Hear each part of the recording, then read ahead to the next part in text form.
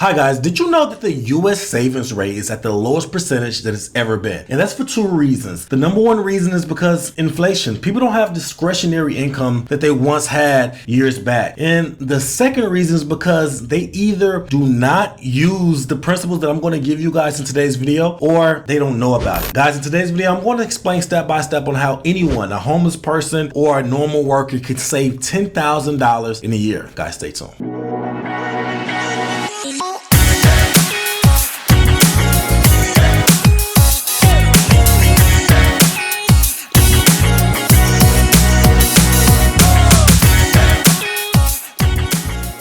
Welcome back to the channel, guys. If you're new to the channel, I'm Credit Coach Q, and I created the first cloud-based software that allows you to put your credit repair spends into your own hands. If you're new to the channel, I'm super excited because I have a banger. Today's video, we're going to talk about how to save. But before we get into the video, guys, please like, subscribe to the channel. It allows YouTube to push this content to a wider audience, and it allows us to leave the lights on. Guys, please like, subscribe to the channel. If you have anything derogatory in your credit report, I mean anything negative, charge-offs, late payments, bankruptcies, medical bills, guys, you name it, please go over to creditapprove.com. It's the website and the software that I was telling you about that allows you to put the full experience to your own hands. Guys, people are removing thousands of dollars worth of debt by themselves. They are no longer using credit repair companies. They are putting this information and this experience into their own hands and appreciating on a deeper level. Guys, please go to creditapprove.com, check out the software, and start removing these items, guys, if you have anything derogatory on your credit report. Now, let's dive straight into the meat and potatoes of this video, guys. In today's video, I have a juicy one because we're going to talk about one of the biggest issues that the global economy is having, and that is taking away discretionary income with inflation. Inflation is taking away everyone's tools and froos and their little extras, and knowing and understanding your day-to-day expenses in your financial situation is at an all-time importance. If you do not understand your books, if you do not understand how much money you're making, how much money you're spending, then guys, you're going to be in some deep waters coming soon. Now, in today's video, I'm going to break down everything that is needed for you to have a full foundationalized game plan for when it comes to your savings. Everything matters right now in this position. I think this is going to be one of the most important videos that I've done in a while. So let's get started. So the first thing you have to understand is that the goal of $10,000 is going to be different for every individual. Now, some people not going to be able to make this goal regardless of how much money you are making, because for two reasons: either you're going to have poor habits, or you don't have the extra money that is going to be needed for you to hit that mark, right? And that's going to be one of the major components and principles in today's video when it comes to saving.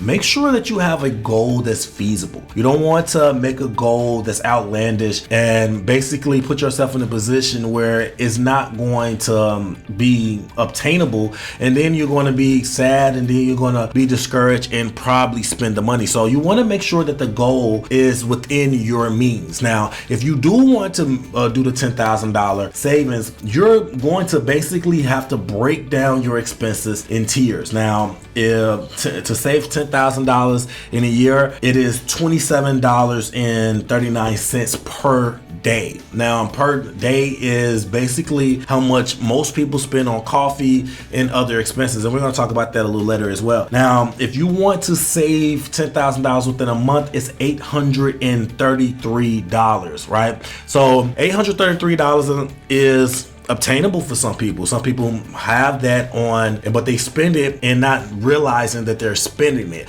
But some people are not going to be able to even make that. That's probably, a very large chunk of their monthly income, and not going to be able to make that window. Now, if that is you, don't follow, the traditional $10,000 a day. Don't try to put yourself in a sacrificial position when it comes to your finances to try to make these marks. Your savings is supposed to be what you can do. You're not supposed to put yourself in a position to save what you cannot do. So $27 a day if you want to make the $10,000 mark. If you don't want to make a $10,000 mark, it really doesn't matter. If you save properly, and if you have a long-term mindset when it comes to your savings, you're going to hit $10,000 and go way beyond that, regardless if you do it within the first year or not. So the metrics for savings should be broken down like this. And this is why I said even a homeless person can break this down. down because it goes by percentages, right? 50% of your income should be your essentials. So that is your rent, your utilities, everything that you have to pay. That should be 50% of your income. Now, if that is more than 50% of your income, then adjust these percentages as your situation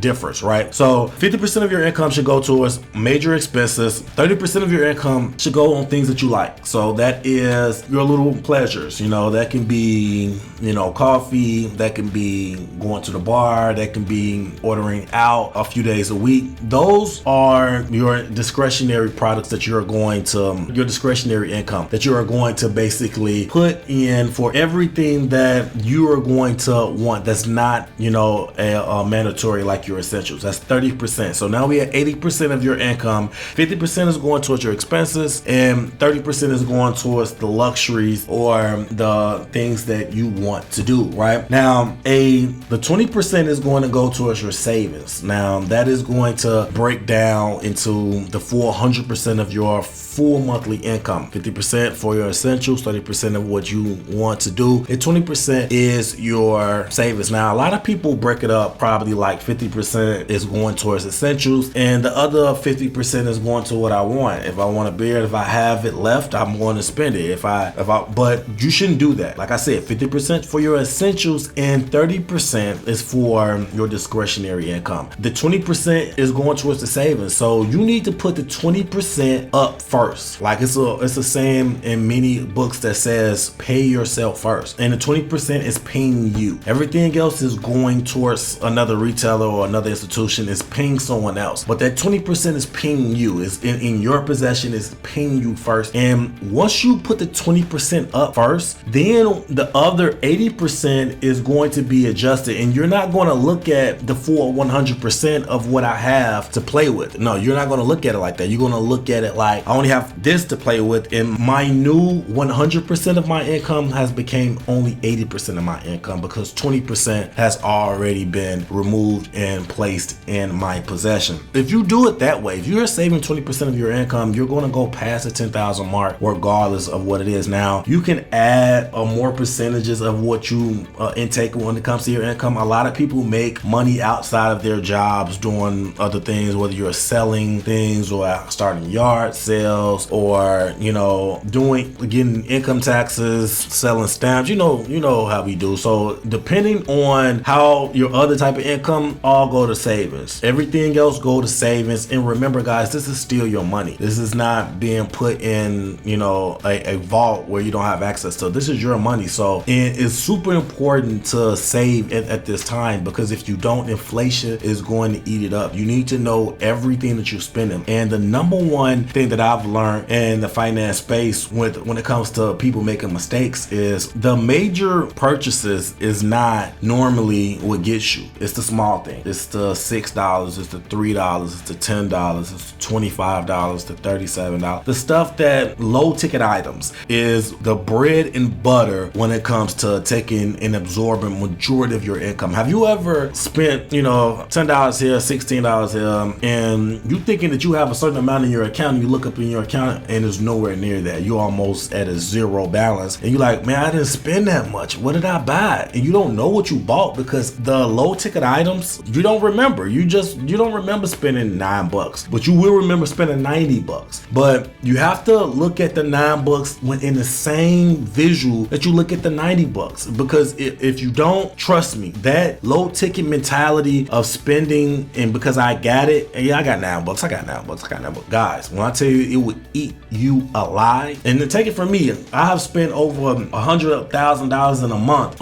with the business and just my monthly expenses. And before I got my accountant, I didn't know how much money I was spending. And that goes back to another guideline, guys. You need to watch the subscriptions that you guys have. You need to make sure that you are not overutilizing old subscriptions. I mean, that can be attached to your Apple account, that can be attached to your PayPal account, that can be attached to your bank account. Watch every subscription that you have, and I'm almost sure if you do an audit on the subscriptions that you have, most Americans will realize that they are spending money that they necessarily don't need to spend because they're not even using the product or service anymore. So guys, make sure that you are methodical when it comes to the low ticket purchases. Guys, I cannot stress that enough, because that is going to be one of the biggest catalysts for people not being able to save because it is being spent with low ticket purchases. Now, where are you going to put this money? Are you going to put it under your couch? Are you going to put it under your mattress? You're going to put it in a traditional bank? What I recommend, guys, this is not financial advice, but what I would do and what I do for my students, I tell them to put their money in a high yield savings account. And that way you're going to get the benefits of your money just sitting there. So not only are you getting the benefits of saving your money and seeing your money grow, but you'll also get a compound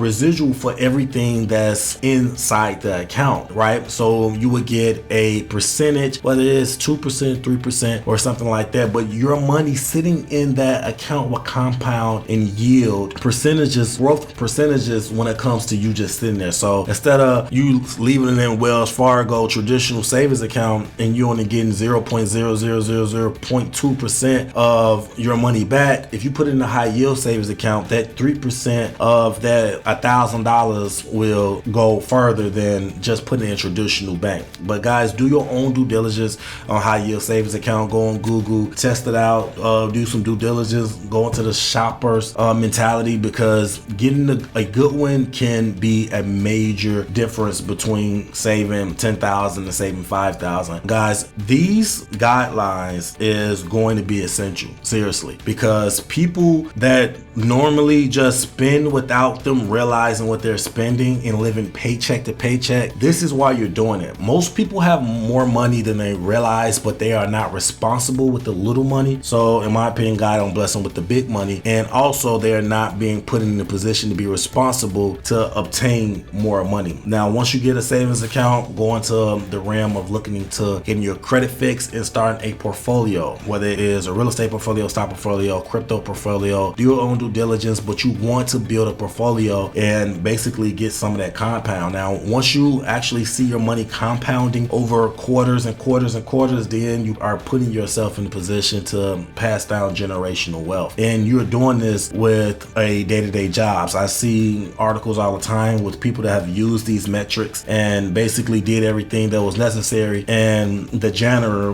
when he died, everyone realized he's a millionaire because he's been saving, he's been compounding for years, working a normal job, and now by the time he died a millionaire. No one even know. That can be you guys. You don't need to have or win a lottery or anything like that, or have absorbent amount of money to actually do it right and build generational wealth. Guys, let me know in the comment section if I missed anything. If you have any questions, leave it in the comment section. That is the fastest probably way to get me to respond to anything. If you need anything as far as credit, go to my creditapprove and set up a consultation with me, myself, or my staff, and we'll talk there, guys. Until next time, take care of your credit, take care of yourself. Credit Coach Q out. Peace.